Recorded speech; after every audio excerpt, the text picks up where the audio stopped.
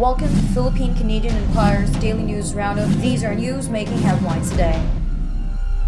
PDEA to publicize nearly 300 names of barangay officials in drug list. The Philippine Drug Enforcement Agency has made a decision to release to the public the names of barangay officials running for May election who are included in the government's drug list.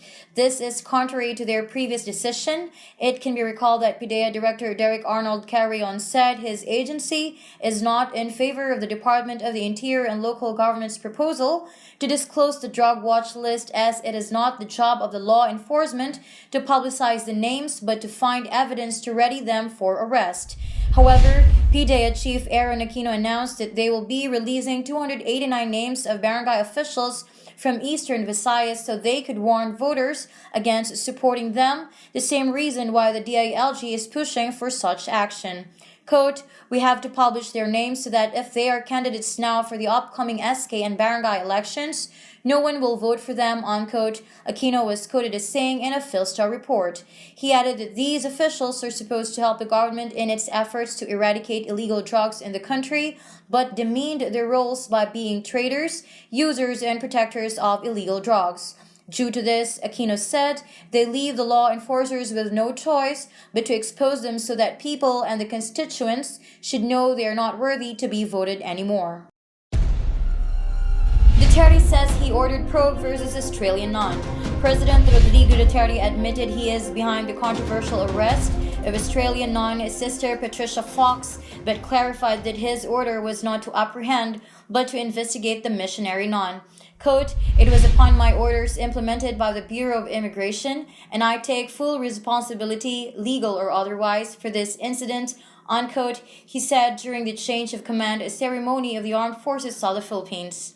Quote, "I ordered her to be investigated, not deported at once, not arrested, but invite her to an investigation for disorderly conduct," unquote, he added. The president alleged that the nun engages in movements against the government. He also berated the nun for criticizing his administration and told her to call out the human rights violations in her home country, Australia, before condemning the alleged right violation in the Philippines. Quote, "You nun, why don't you criticize your own government? The way you handled the refugees, hungry and dying, and you turned them back to the open sea, and now you are getting rid of the natives there and refugees in an island," unquote, Duterte said. Quote, "You have more severe human rights violations. Here, I kill criminals. How about you?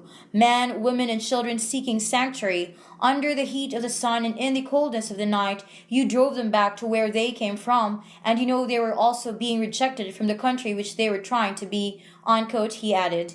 Duterte said Fox's release doesn't mean she didn't violate any law, but because she was not caught in flagrante delito, meaning to say she was not caught berating the government. Moreover, Duterte said he has every right to decide who enters and leaves the country. Quote, "Beginning today, I will decide who gets in and who gets out. You want to question that? You go to court and I will follow, but until then, you don't mess up with the sovereignty of this country," unquote, he said. Duterte's visit to Hong Kong not a public stunt, says lawmaker. A lawmaker downplayed Magdalo Party List Representative Gary Alejano's criticism against President Rodrigo Duterte's recent visit to Hong Kong. It can be recalled that Alejano, a staunch critic of the president, said that the latter's trip to Hong Kong achieved nothing that would benefit the country, and that Duterte giving a speech to Filipino domestic helpers and dining in a Filipino fast food chain were merely publicity stunts.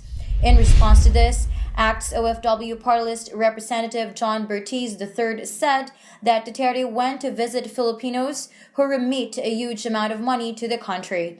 Quote, "For the good information of our colleagues in the government, Hong Kong remits $830 million every year, which is a total of 43 million pesos, and that is part of the budget of the government," unquote, he said. He added that thousands of overseas Filipino workers have waited long for the opportunity to see the president. Quote, "Almost 290,000 OFWs in Hong Kong have waited long to see our beloved president because they know that this administration has a heart and compassion," unquote, Bertiz said.